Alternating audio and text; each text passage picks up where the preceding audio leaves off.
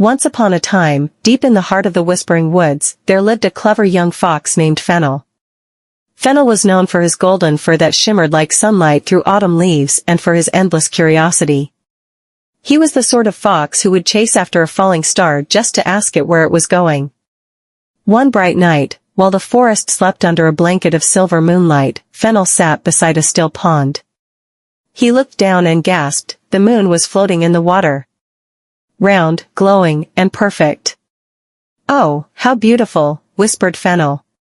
"If only I could keep it." So, he reached into the pond to catch the moon. But as soon as he touched the water, ripples danced, and the moon vanished. Fennel blinked. "It's hiding from me," he said. "But I'll find it again." And so began Fennel's journey through the Whispering Woods. The first creature he met was Willow the owl, perched high upon an oak tree, eyes wide and wise. "Willow," called Fennel, "I saw the moon in the pond, and it slipped away. Do you know where it hides?" Willow hooted softly. "The moon doesn't hide, little fox. It watches. When you can't see it, it's still there, just waiting for you to understand." But Fennel only tilted his head. "That sounds like something a riddle would say," he muttered.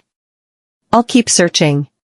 Next, he met Bran the bear, who was lazily scratching his back against a tree.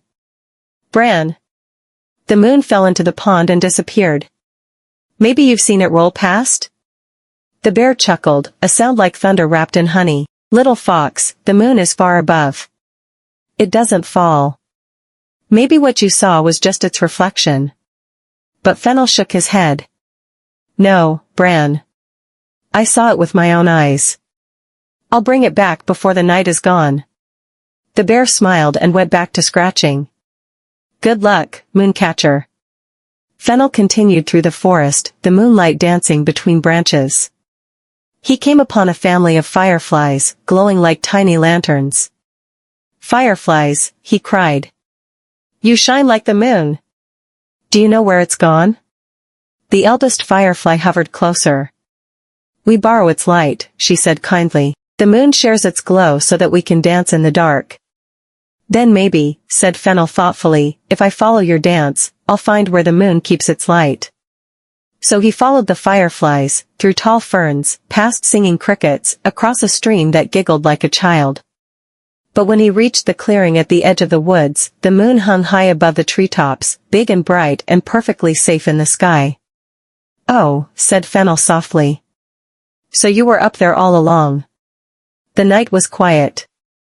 The stars twinkled like friendly eyes. Then Fennel heard a faint rustle. Luna the hare hopped beside him. "You look disappointed, little fox," said Luna, twitching her nose. "I thought I'd lost the moon," said Fennel, "but it was never lost at all." Luna smiled. "Sometimes, we chase what we already have. The moon isn't something to keep, it's something to see, to feel, to dream by." Fennel looked back at the pond, where the moon's reflection shimmered once more, calm and clear. This time, he didn't reach for it. He just lay down beside the water, letting the glow wrap him in peace. The forest whispered lullabies, the wind carried soft sighs through the leaves, and the little fox drifted to sleep beneath the gentle gaze of the moon. And from that night on, whenever the moon shone upon the Whispering Woods, it found one small fox smiling up at it, no longer trying to catch it, but simply grateful to see it. Moral of the story: sometimes, the things we chase are already shining within our reach, if only we stop to see their reflection.